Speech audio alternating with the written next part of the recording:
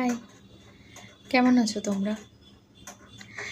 দেখো, আজকে আমি একটা ব্যাপার নিয়ে কথা বলতে আসলাম তোমাদের সঙ্গে। ব্যাপারটা হলো, দেখবে তোমরা সবাই খেয়াল করে, আমাদের প্রত্যেকটা মানুষের জীবনে এমন একটা সময় আসে বা এমন একটা মানুষ আসে, আমাদের মনে হয় যে তার জন্য আমরা বোধহয় সব কিছু ছাড়তে পারবো, হয় না? সবার হয় এরকম। আমার ভিউয়ার যারা তোমরা, বেশিরভাগই আমি দেখেছি খুবই অল্প বয়সী, ঠিক আছে? তো আমি তোমাদের উদ্দেশ্যে আরও কয়েকটা এক্সপিরিয়েন্স আমার নিজের, যাদের আসে, যারা অনেকে বিচার করতে, আমি তাদেরকে দেখেই আমি বলছি তোমাদেরকে কথাটা, ঠিক আছে? দেখো, তোমরা তো অনেকটাই অল্প বয়সী।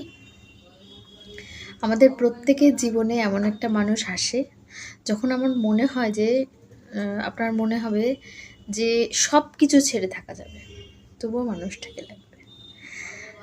তখন ভগবান কি করে জানো তো? সেই মানুষটাকে সরিয়ে নেয়।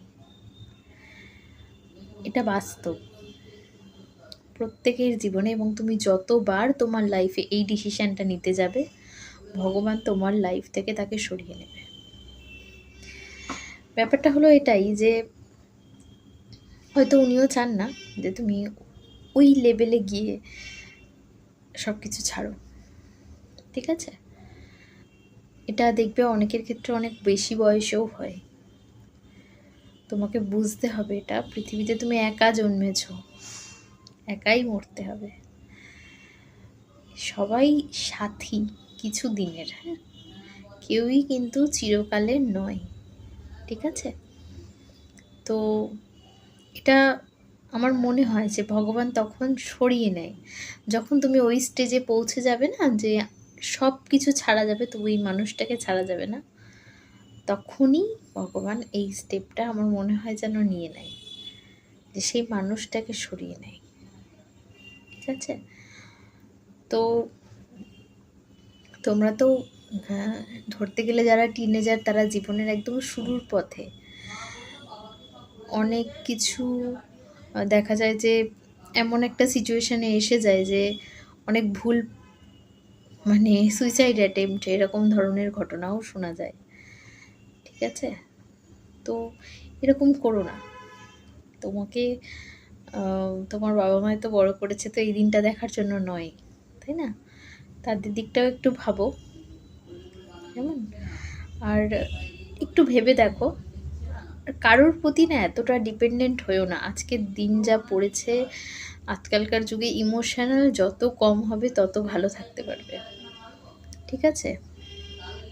একা থাকা সম্ভব না, অবশ্যই সম্ভব না, কিন্তু কোনো মানুষের উপর এতটা ডিপেন্ডেন্ট হয়ে যেও না যে সে তোমার সব কিছু, তাকে ছাড়া তোমার চলবেই না জীবনটা। এই ফেজটা খুব খারাপ, ঠিক আছে? ওই ফেজে আসলেই তোমার জীবনে চেঞ্জ আসা শুরু হবে। যে এসছে সে যাবে। আর একটুখানি আমি বলবো, যে কোনো কিছু করার আগে না একটু মানুষটা কেমন, তার ব্যক্তিত্বটা দেখে নিও। হয় কি, অল্প বয়সে অনেক ভুল হয়ে যায়, তো এটা একটু সাবধানে থেকো। খুব শিথিল, টিনেজারদের মন বোঝা খুব একটা, মানে কি বলবো, বাচ্চা তো, বাবা মাকেও বলতে পারে না। বাবা মাই কিন্তু প্রকৃত বন্ধু। অনেক সময় হয়তো রেগে যায়, তোমার বন্ধুরা তোমাকে কতটা ঠিক উপদেশ দিতে পারবে আমার জানা নেই। যদি বাবা মাকে না বলতে পারো, তোমার থেকে মোটামুটি 10 বছরের বড় কোনো দাদা দিদির সঙ্গে কথা বলে নিও, ঠিক আছে? আমি আছি, আমাকে বলতেই পারো, তোমরা কমেন্টে জানাতেই পারো। আমি আছি, যতটা হেল্প করা সম্ভব আমি হেল্প করব। তার সাথে এটাও বলছি, ঠিক আছে? আমি বোঝাই, অনেক বুঝিয়ে।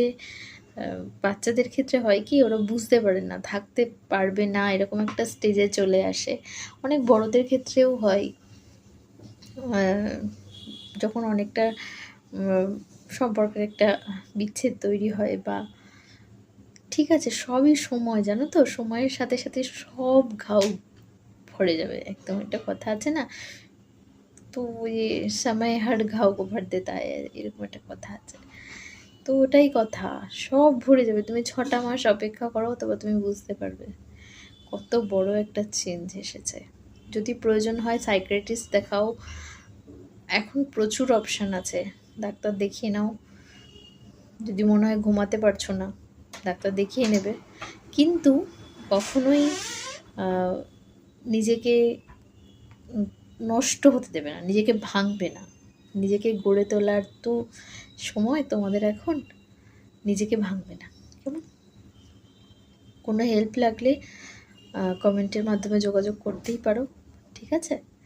খুব ভালো থেকো, আসি।